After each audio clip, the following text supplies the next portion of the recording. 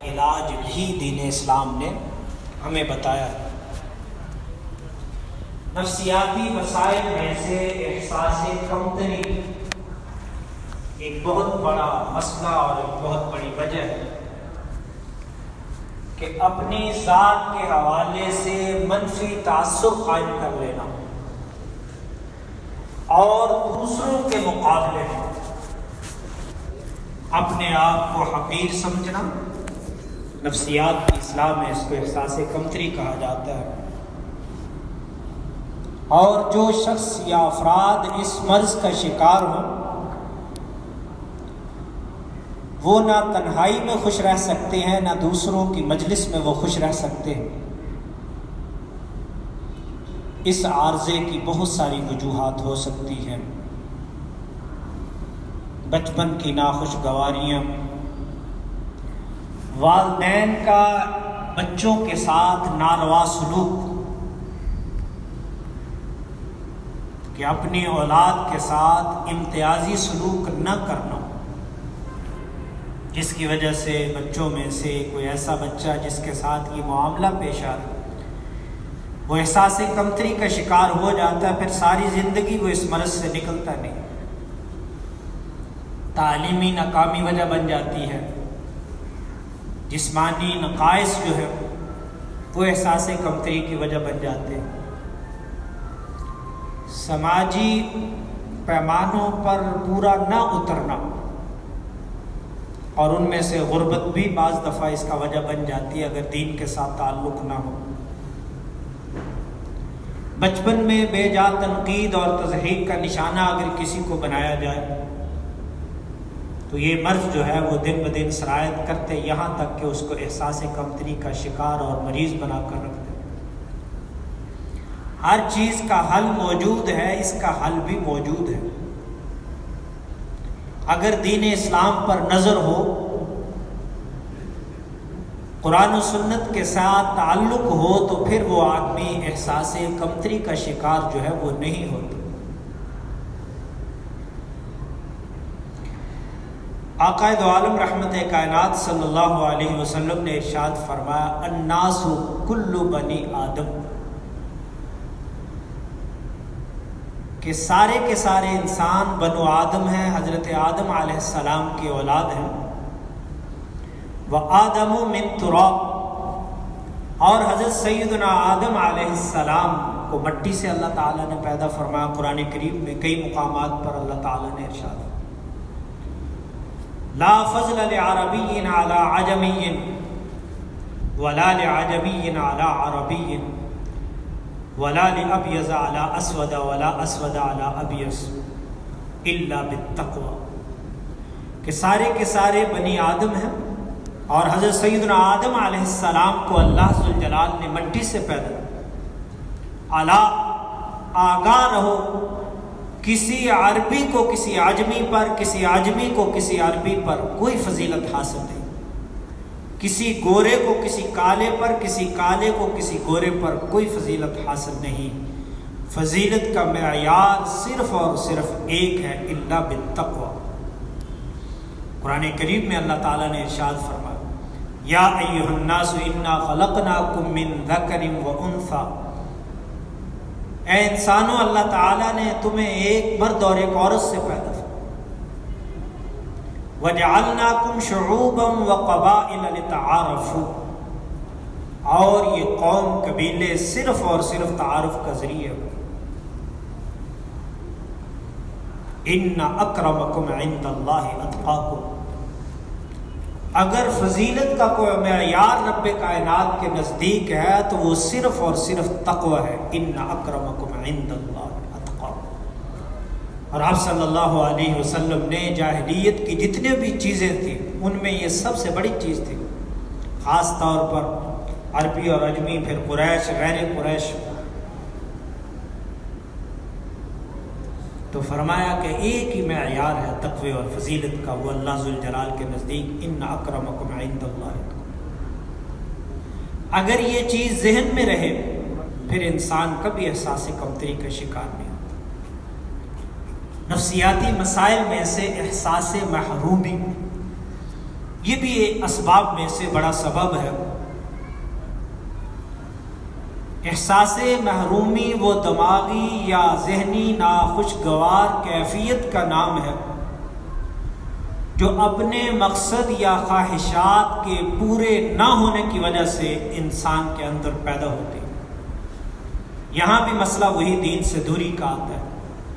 قرآن و سنت سے ناواقفیت کی وجہ سے یہ مرض بھی پیدا ہوتا ہے۔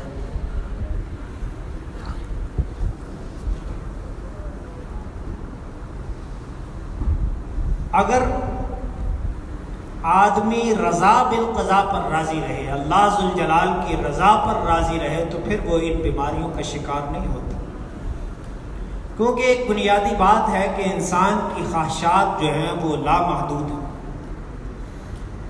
اور اس کے وسائل محدود ہیں، چاہے وہ کتنا بھی بڑا خواہشات بڑھتی چلی جائے گی، بڑھتی چلی جائے گی۔ اور اکنامکس کا بھی بنیادی اصول یہ ہے۔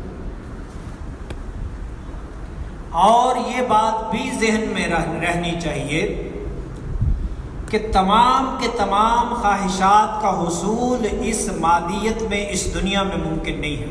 قرآن و سنت میں جا بجا اس کو بتا دیا۔ حدیث مبارکہ میں یہاں تک بیان کر دیا گیا کہ اگر کسی کے پاس سونے کی ایک وادی ہوگی تو وہ 2 کی خواہش کرے گا، 2 وادیاں ہوں گی تو وہ 3 کی خواہش کرے گا۔ ہاں، اگر اس کی خواہشات پوری صرف اور صرف قبر کی مٹی اس سے پہلے نہیں ہو سکتی، تو رضا بالقضاء یہ ایسا نسخہ ہے کہ اگر یہ حاصل ہو جائے، ہزاروں خواہشیں ایسی کہ ہر خواہش پہ دم نکلے، بہت نکلے میرے ارمان لیکن پھر بھی کم نکلے، کسی شاعر نے۔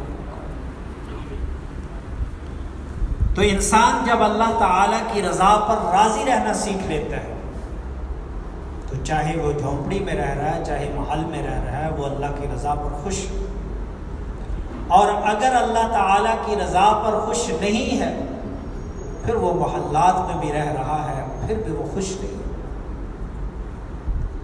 اور قرآن کریم میں اسی فلسفے کو بیان کیا، وَلَنَبْلُوَنَّكُمْ بِشَيْءٍ مِّنَ الْخَوْفِ وَالْجُوعِ وَنَقْصٍ مِّنَ الْأَمْوَالِ وَالْأَنفُسِ وَالثَّمَرَاتِ وَبَشِّرِ الصَّابِرِينَ۔ ہم تو آزماتے ہیں انسان کو، ضرور بضرور آزماتے ہیں۔ کبھی ہم بھوک دے دیتے ہیں، کبھی باغات جو ہیں وہ اجڑ جاتے ہیں، کبھی مال کے اندر کمی ہو جاتی ہے، کبھی ہم کسی جان کو لے لیتے ہیں، اولاد کسی پیارے کو ہم لے لیتے ہیں۔ اب اس موقع پر ہم دیکھتے ہیں کہ ہماری رضا پر یہ شخص راضی ہے یا نہیں ہے۔ آگے فرمایا وَبَشِّرِ الصَّابِرِينَ، اگر خوشخبری ہے تو صبر کرنے والوں کے لیے اللہ ذوالجلال کا یہ وعدہ، الَّذِينَ إِذَا أَصَابَتْهُمْ مُصِيبَةٌ قَالُوا إِنَّا لِلَّهِ وَإِنَّا إِلَيْهِ رَاجِعُونَ، کہ اگر بندوں کو کوئی مصیبت پہنچتی ہے تو ان کی زبان پر فوراً یہ کلمات آتے ہیں، اِنَّا لِلَّهِ وَإِنَّا إِلَيْهِ رَاجِعُونَ۔ یہ صرف مرنے کے ساتھ خاص نہیں ہے، اِنَّا لِلَّهِ، جب بھی کسی مومن کو کلمہ گو کو تکلیف آتی ہے اس کی نظر اللہ پر ہے کہ اللہ ہی کے لیے سب کچھ ہے اور اللہ ہی کی طرف ہم نے لوٹ کر جانا۔ اسی طرح نفسیاتی مسائل میں سے اپنا موازنہ دوسروں کے ساتھ کرنا، دینی امور میں موازنہ کرنا چاہیے کہ فلاں شخص مجھ سے بہتر ہے، میرے اندر کیا کمی اور صلاحیت میں کمی ہے۔ اس کو اللہ تعالیٰ نے نماز پنجگانہ کی توفیق دی ہوئی ہے، جس کو نماز پنجگانہ کی توفیق ہے وہ دیکھے کہ فلاں شخص تہجد کی نعمت اور دولت سے مالا مال ہے، میں بھی اسی کی طرح انسان ہوں، مجھے بھی تندرستی اور صحت اللہ نے عطا۔ تو دینی اعمال میں اپنے سے افضل کو دیکھتا رہے آدمی، اور دنیاوی اعمال میں اپنے سے کمتر کو دیکھتا رہے، وہ پریشان نہیں ہوگا۔ اور حدیث مبارکہ میں بھی اسی بات کو بیان ہے، انظروا الی من هو اسفل منکم ولا تنظروا الی من هو فوقکم، کہ اپنے سے نچلے درجے والوں کو دنیا کے اعتبار سے دیکھو، اپنے سے اوپر والے کو مت دیکھو۔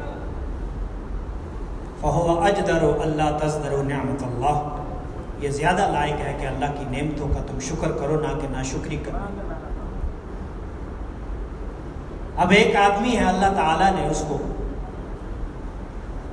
ہاتھ پاؤں سلامت دیے، وہ اللہ کا شکر کرے، اس کو دیکھے جو بیچارہ 2 پاؤں سے معذور ہے، جس کو اللہ تعالیٰ نے بینائی کی نعمت عطا فرمائی، وہ دیکھے اس کو در بدر کی ٹھوکریں کھا رہا ہے، 100 قدم چلتا ہے تو کبھی ادھر ٹھوکر کھاتا ہے، کبھی ادھر ٹھوکر۔ جس کو اللہ تعالیٰ نے قوت سماعت عطا فرمائی، اس پر اللہ کا شکر ادا کرے۔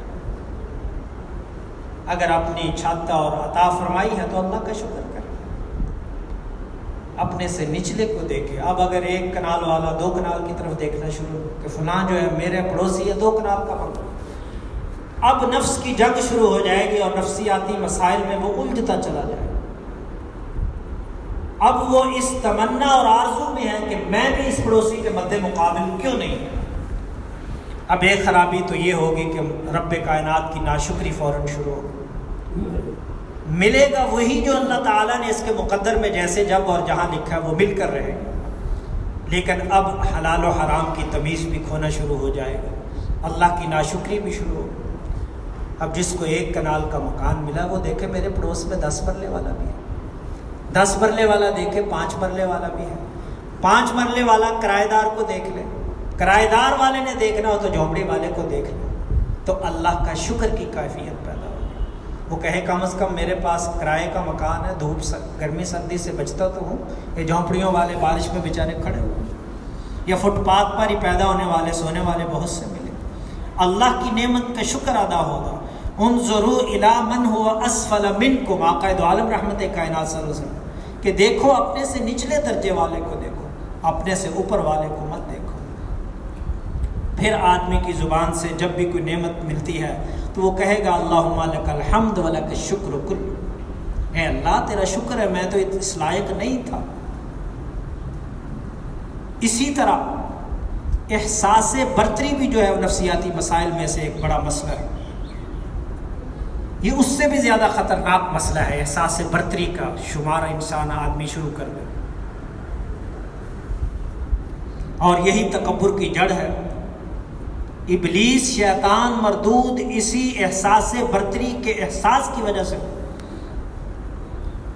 اور اللہ تعالیٰ نے اس کی ساری سالوں کی محنت جو ہے وہ ہزاروں سال کی محنت ضائع کر احساس برتری کا کہ میں برتر ہوں، آدم علیہ السلام مٹی سے پیدا ہوئے، میں آگ سے آگ افضل۔ تو ایسا شخص جو احساس برتری کا شکار ہو، اور یہ ایسا مسئلہ ہے جو انسان کو اپنی بیماری کی خود نشاندہی بھی نہیں ہوتی، چاہے وہ علم کی برتری ہو، چاہے مال و دولت کی برتری ہو، چاہے حسب نسب کی برتری ہو، چاہے حسن و جمال کی برتری ہو، دوسروں کو کمتر اور حقیر سمجھنا ہو شروع کر دے۔ اور اللہ تعالیٰ کو یہ بات قطعاً برداشت نہیں ہے کہ میری مخلوق کو انسان کمتر اور حقیر سمجھے۔ اللہ کی نظر میں سب برابر۔ ان اکرمکم عند اللہ اتقاکم ان اللہ علیم خبیر، جو کچھ تمہارے دلوں میں اللہ تعالیٰ وہ بھی جانتا ہے۔ اور اس مرض کا علاج من تواضع للہ درجۃ رفعہ اللہ درجۃ حتی یجعلہ فی علیین، کہ جو تواضع کا ایک درجہ اختیار کرتا ہے اور پھر وہ تواضع اختیار کرتا چلا جاتا ہے، اللہ تعالیٰ کو اس کا یہ عمل اتنا پسند اور محبوب ہے کہ اللہ تعالیٰ کے پاک پیغمبر صلی اللہ علیہ وسلم نے فرمایا حتی یجعلہ فی علیین، اللہ تعالیٰ اس کا شمار بہت اعلیٰ علیین میں شمار کر دیتے۔ من تواضع للہ رفعہ اللہ، کہ جو اللہ کے لیے تواضع عاجزی اختیار کرتا ہے اللہ تعالیٰ اس کو درجے بلند کرتا ہے۔ وَمَن تَكَبَّرَ عَلَى اللَّهِ دَرَجَةً، اور جو تکبر کے اندر درجے اختیار کرتا ہے، ایک درجہ تکبر کرتا ہے پھر بڑھتا چلا جاتا ہے، وَضَعَهُ اللَّهُ دَرَجَةً حَتَّى يَجْعَلَهُ فِي أَسْفَلِ السَّافِلِينَ، اللہ تعالیٰ اس کو اتنا پست کر دیتے ہیں، اسفل السافلین میں وہ گر جاتا ہے تکبر کے۔ اور قرآن کریم میں جس کو اللہ تعالیٰ نعمت سے نوازے تو فرمایا لَإِن شَكَرْتُمْ لَأَزِيدَنَّكُمْ وَلَئِن كَفَرْتُمْ إِنَّ عَذَابِي لَشَدِيدٌ، اگر تم میری نعمتوں کا شکر ادا کرو گے، لَإِن شَكَرْ لَأَزِيدَنَّكُمْ، لام کی بھی تاکید کا، نون بھی تاکید کا، ضرور بضرور میں رب کائنات وعدہ کر رہا ہوں کہ نعمتوں میں اضافہ کروں۔ اور ساتھ اگلی آیت بھی سن لیجیے، وَلَئِن كَفَرْتُمْ، اگر تم میری نعمتوں کی ناشکری کرو، إِنَّ عَذَابِي لَشَدِيدٌ، نعمت تو چھن جائے گی، میری پکڑ بھی بڑی شدید۔ تو ایک اصول میں اور آپ اپنا لیں، کہ جب بھی اللہ تعالیٰ کی نعمت کو ملے تو فوراً زبان پر آئے اللہم لک الحمد و لک الشکر. اللہ تعالیٰ نے مال دیا، اللہم لک الحمد و لک الشکر. اللہ تعالیٰ نے اچھا حسب نسب دیا، اللہم لک الحمد و لک الشکر. اللہ تعالیٰ نے حسن و جمال سے نوازا، اللہم لک الحمد و لک الشکر. اللہ تعالیٰ نے عہدہ اور منصب دیا، اللہم لک الحمد و لک الشکر. اے اللہ ساری کی ساری تیرے ہی لائق، تیرے ہی زیبا ہے، اور میں تیرا ادنا بندہ تیرا شکر ادا کروں. تو اللہ تعالیٰ اس کلمات سے، جو مختصر سے کلمات ہیں اللہم لک الحمد، نہیں آتا تو اپنی زبان میں کہہ لے کہ یا اللہ ساری کی ساری خوبیاں تیرے ہی زیبا، تیرے ہی لائق، میں تو تیرا ایک حقیر سا، ادنا سا، گناہگار سا بندہ. مولا کریم تو نے اتنا بڑا مجھے منصب عطا فرمایا، میں اس لائق کہاں تھا؟ تو دیکھیے پھر کتنی ترقی ہوتی ہے اور کتنا طمانینت اور اطمینان اور سکون، کامیابی، کامرانی ملی. تو یا اللہ میری صلاحیت نہیں تھی، میری صلاحیت سے زیادہ، قابلیت سے زیادہ، مجھ سے زیادہ پڑھے لکھے جوتے چٹکھا رہے ہیں، مولا کریم تو نے مجھے یہ کامیابی، کامرانی، ورنہ پھر وہی قارون والی سوچ کے یہ میری محنت کا نتیجہ مال سمیت اللہ نے دنسا. نفسیاتی مسائل میں سے حسد اور کینہ، شیطان کے ابلیس بننے میں تکبر اور یہ حسد کا سب سے بڑا دخل تھا. اور قرآن کریم میں سب سے آخر میں وَمِن شَرِّ حَاسِدٍ إِذَا حَسَدَ، کہ حاسد کہ اللہ میں تیری پناہ میں آتا ہوں حاسد کرنے والے کے حسد. تو جو حسد کرنے والا ہے گویا کہ وہ اللہ تعالیٰ کی تقسیم پر راضی نہیں، وہ گویا کہ یہ کہنا چاہ رہا ہے کہ یہ میرا استحقاق تھا، فلاں کو کیوں مل گیا؟ ملے گا تو تب بھی جب مقدر میں ہوگا، لیکن اپنے آپ کو وہ گلاتا پگلاتا رہے گا. قرآن کریم میں یہ دعا سکھلائی گئی وَلَا تَجْعَلْ فِي قُلُوبِنَا غِلًّا لِلَّذِينَ آمَنُوا